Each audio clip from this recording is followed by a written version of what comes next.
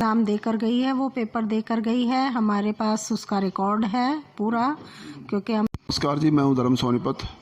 आज पहुंचे हैं जहां आपने देखा हुआ पिछली वीडियो में गायत्री हत्याकांड में जो एक बच्ची ने जो है पलवल कॉलेज में पेपर देती है, सरस्वती महिला महाविद्यालय में, और वो 29 जुलाई को जो है एग्ज़ाम दिया है और उसी दिन ही कोर्ट मैरिज कर लिया और पुलिस प्रोटेक्शन रूम मिल गया उनको।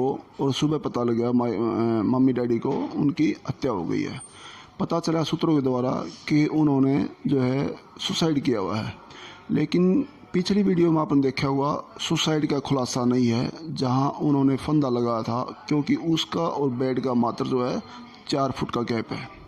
तो 4 फुट के गैप में जहां लटक के बच्चा जो है पैर नहीं टिकेंगे, वहीं फंदा टाइट होगा और गले में लिपट के जो है हत्या हो जाएगी, मारा जाएगा वो। तो उसे साफ साफ जाहिर होता है कि वो लड़की सुसाइड नहीं, उसको कुछ और ही नाम दिया जाएगा। वो कमेंट बॉक्स में आप लोग ज़रूर बताना।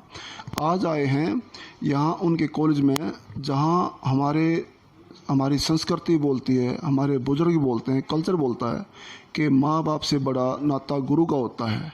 यहाँ हम उनके कॉलेज में आज हमारी प्रिंसिपल साहब के पास में आए हैं, जहाँ गायत्री जो एग्ज़ाम देने आती थी, पढ़ती थी, अपना समय पढ़ाई का पूरा बिताती थी यहाँ। अभी हम मैम की राय लेंगे, इनसे एक दो बात पूछेंगे गायत्री के बारे में। जो भी बात सामने आएगी आपको दिखाते रहेंगे, बने रहिए। हाँ जी, नमस्कार जी मैम जी। नमस्कार सर। अपना शुभ नाम क्या है मैम जी? मेरा नाम डॉक्टर अनीता कौशिक है। जी जी। आप यहाँ प्रिंसिपल साहब है ना जी? हाँ जी, मैं यहाँ प्रिंसिपल हूँ। एक तो परिवार का, गांव वालों का जी ये डाउट है, पता नहीं आज बच्चा मैच्योर हो जाता ना, तो ये मानता है कि उस दिन पेपर होता है, जो बच्चा कहता मान लेता है कि 29 डेट को गायत्री का यहाँ एग्ज़ाम था, देने आई थी वो।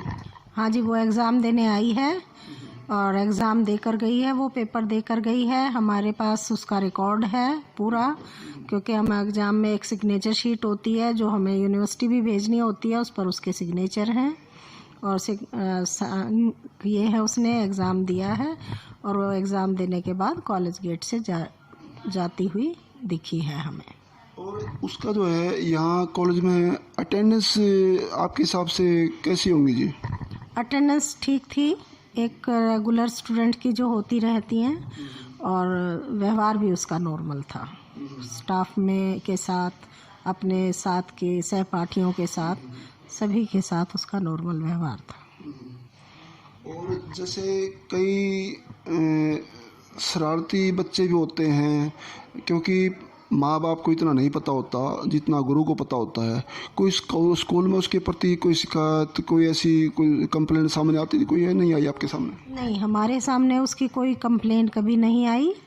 और क्योंकि पीजी लेवल पर बच्चा बहुत अच्छे से ग्रोथ कर चुका होता है, इसलिए स्टाफ का बहुत ज़्यादा इंटरफेयर नहीं होता है। अपने क्लास लेते हैं। हमारे यहाँ महाविद्यालय में बस इतना है कि बच्चे को गेट से अंदर आने से लेकर गेट से बाहर जाने तक की हमारी रिस्पॉन्सिबिलिटी है, उसको हम निभाते हैं अच्छी तरीके से और बच्चों पर पूरा ध्यान रखते हैं। और उसके अलावा गेट से बाहर जाने के बाद बच्चा कहाँ जा रहा है, क्या कर रहा है, वो हम नहीं देख सकते और देखना हमारा अधिकार में भी नहीं है। पढ़ाई में इनका कैसा था जी? एक नॉर्मल बच्चों में थी या इंटेलिजेंट बच्चों में थी? हाँ, पढ़ाई में वो नॉर्मल बच्चों में थी, अपना काम समय से करती थी, और ज़्यादा उसके बारे में मैं नहीं कुछ कह सकती आपसे। क्योंकि एक ये साफ आईना होता है पब्लिक के सामने, जो है स्कूल का बिहेवियर भी अच्छा है, अटेंडेंस भी अच्छी हैं, और जो है मैच्योर हो चुकी थी, एमए की छात्र थी वो, लास्ट एग्ज़ाम दिया उन्होंने। तो इससे जाहिर होता है कोई बच्चा कंप्लेंट होती है, अटेंडेंस पूरी नहीं कर पाता, तो स्कूल में भी कॉलेज में भी कंप्लेंट होती है, क्योंकि स्कूल में कमियां खामियां बच्चे की वो मिलती हैं जो माँ बाप के सामने बाद में होती हैं और गुरुजी के पास में, टीचर लोगों के पास में पहले होती हैं। या उनके प्रति जो है कोई भी ऐसी शिकायत नहीं मिली है गायत्री की जो हम आप तक पहुंचा सकें।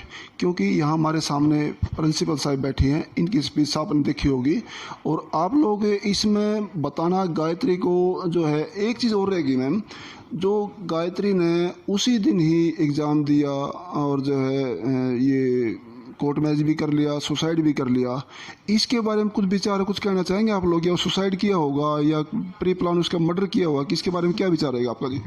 सर, इस बारे में तो मैं आपको कुछ भी नहीं कह सकती कि बच्चे के मन में क्या था, क्या उसकी भावना थी, क्योंकि मैं उससे कोई रेगुलर टच में नहीं थी और मेरा और उसका सीधी कोई बातचीत कभी नहीं हुई। तो बच्चे के मन में क्या है क्या नहीं है ये तो मैं नहीं कह सकती, या तो उसके माता पिता बताएंगे या उसके साथ रहने वाले जो उसके अड़ोस में पड़ोस में होंगे वही बता सकते हैं। मैं तो इस बारे में कुछ नहीं कह सकती। Thank you ma'am. बने रहिए लोकशक्ति मीडिया से। आगे इस केस में कोई भी अपडेट होगी तो आप तक जरूर पहुंचा जाएगा। बने रहिए लोकशक्ति मीडिया से। धन्यवाद।